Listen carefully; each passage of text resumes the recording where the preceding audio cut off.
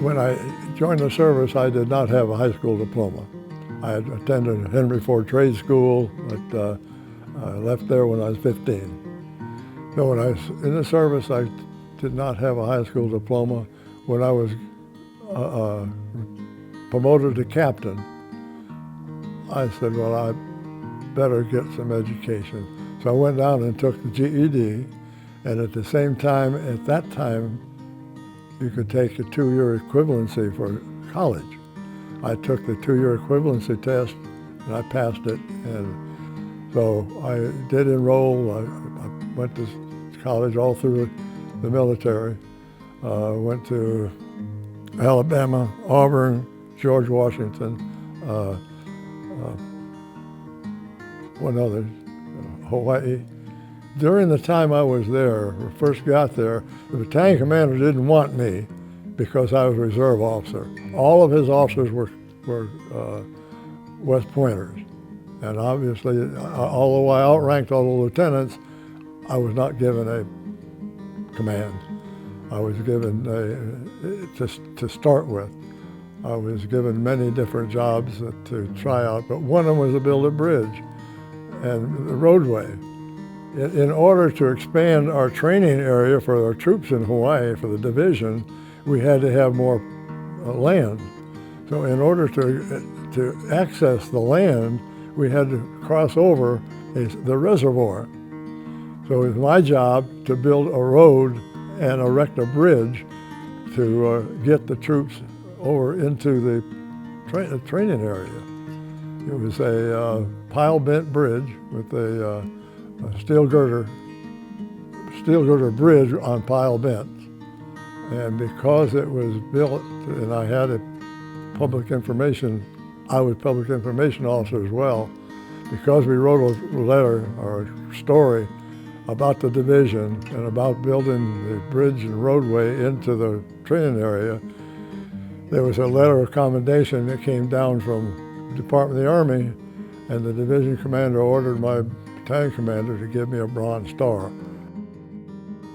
During the Cuban Missile Crisis, they decided to make an atomic demolition munitions officer in every division. They didn't distribute any of the information or anything at that time, but they said, you're it. You are the one to take over. I gathered the information together along with a mock-up of an atomic demolition, atomic bomb. And it was my job then to train a crew of 6 people to arm and place the bomb, and another 6 people who would be the individuals who would guard it on our way to the point where we would place it. I had to get the manual and write up all the necessary paperwork to tell them how to train it. We would train the individual, arm it, and disarm it. And once we were proficient, we would take it out to a designated area. The commanding general would then come out and he would decide if it would be exploded. Our job was to decide where and when depending on the weather conditions, because it was only used as a defensive weapon, not as an offensive weapon. Once I've trained the 2 teams, then I had to take the weapon to Okinawa and train the leader, where he would train his group from Okinawa.